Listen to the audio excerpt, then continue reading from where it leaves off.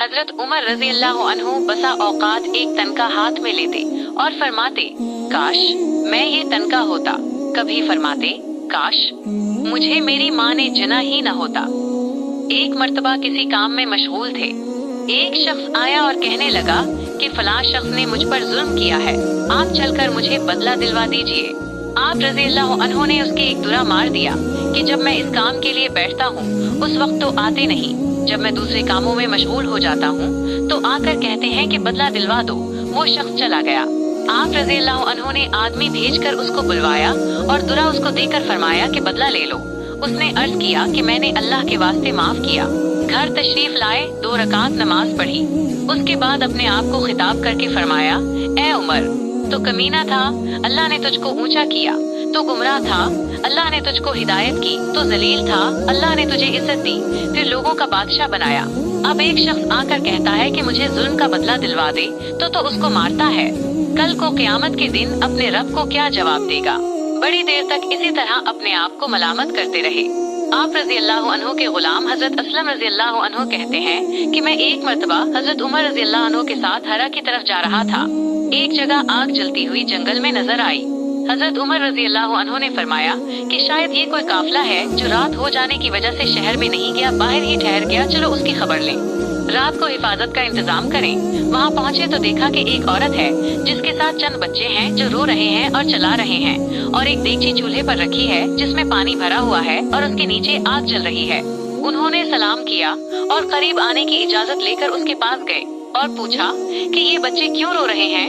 औरत ने कहा कि भूख से लाचार होकर रो रहे हैं। दरियाफ्त फरमाया कि इस देगची में क्या है। औरत ने कहा कि पानी भरकर बहलाने के वास्ते आग पर रख दी है कि जरा उनको तसल्ली हो जाए और सो जाएं। अमीरुल मोमिनीन उमर और मेरे अल्लाह ही के यहाँ फैसला होगा कि मेरी इस तंगी की खबर नहीं लेते। हजरत उमर रजी अल्लाह अन्हु रोने लगे और फरमाया कि अल्लाह तुझ पर रहम करे, भला उमर को तेरे हाल की क्या खबर है। कहने लगी कि वो हमारे अमीर बने हैं और हमारे हाल की खबर भी नहीं रखते। असलम रजी अल्लाह अन्हु कहते हैं कि हजरत उमर रजी अल्लाह अन्हु मुझे साथ लेकर वापस हुए और एक बोरी में बैतुल माल में से कुछ आटा और खजूरें और चर्बी और कुछ कपड़े और कुछ दिरहम लिए। गरदास बोरी को खूब भर लिया और फरमाया कि ये मेरी कमर पर रख दे। मैंने अर्ज किया कि मैं ले चलूं। आप रजी अल्लाह अन्हु ने फरमाया, नहीं, मेरी कमर पर रख दे। 2-3 मर्तबा जब मैंने इसरार किया तो फरमाया, क्या क़यामत में भी मेरे बोझ को तू ही उठाएगा? इसको मैं ही उठाऊंगा, इसलिए कि क़यामत में भी मुझी से इसका सवाल होगा। मैंने मजबूर होकर बोरी को आपकी कमर पर रख दिया। आप निहायत तेजी के साथ इस खानदान के पास तशरीफ ले गए। मैं भी साथ था। वहाँ पहुंचकर उस देगची में आटा और कुछ चर्बी और खजूरें डाली और उसको चलाना शुरू किया और चूल्हे में खुद ही फूंक मारना शुरू किया।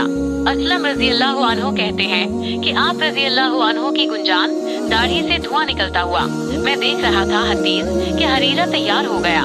इसके बाद आपने अपने दस्ते मुबारक से निकाल कर उनको खिलाया। वो सैर होकर खूब हंसी खेल में मशगूल हो गए और जो बचा था वो दूसरे वक्त के वास्ते उनके हवाले कर दिया। वो औरत बहुत खुश हुई और कहने लगी, अल्लाह रब्बुल इज्जत तुम्हें जज़ाए खैर दे, तुम थे उसके मुस्तहिक के बजाय हजरत उमर के तुम ही खलीफा बनाए जाते। हजरत उमर रजी अल्लाह अन्हु ने उसको तसल्ली दी और फरमाया कि जब तुम खलीफा के पास जाओगी तो मुझे भी वहीं पाओगी। हजरत उमर रजी अल्लाह अन्हु उसके करीब ही जरा हटकर जमीन पर बैठ गए और थोड़ी देर बैठने के बाद चले आए और फरमाया कि मैं इसलिए बैठा था कि मैंने उनको रोते हुए देखा था। मेरा दिल चाहा कि थोड़ी देर उनको हंसते हुए भी देखूं। सुबह की नमाज में अक्सर सूरह कहफ, तोहा वगैरह बड़ी सूरतें पढ़ते और रोते के कई कई सफों तक आवाज जाती। एक मर्तबा सुबह की नमाज में सूरह यूसुफ पढ़ रहे थे। जब सूरत यूसुफ की आयत नंबर 86 पर पहुँचे तो रोते रोते आवाज ना निकली। तहज्जुद की नमाज में बाज मर्तबा रोते रोते गिर जाते और बीमार हो जाते। फायदा ये है अल्लाह का खौफ उस शख्स का जिसके नाम से बड़े बड़े नामवर बादशाह डरते थे, कांपते थे। आज भी 1350 बरस के जमाना तक उसका दबदबा माना हुआ है। आज कोई बादशाह नहीं, हाकिम नहीं, कोई मामूली सा अमीर भी अपनी रियाया के साथ ऐसा बर्ताव करता है।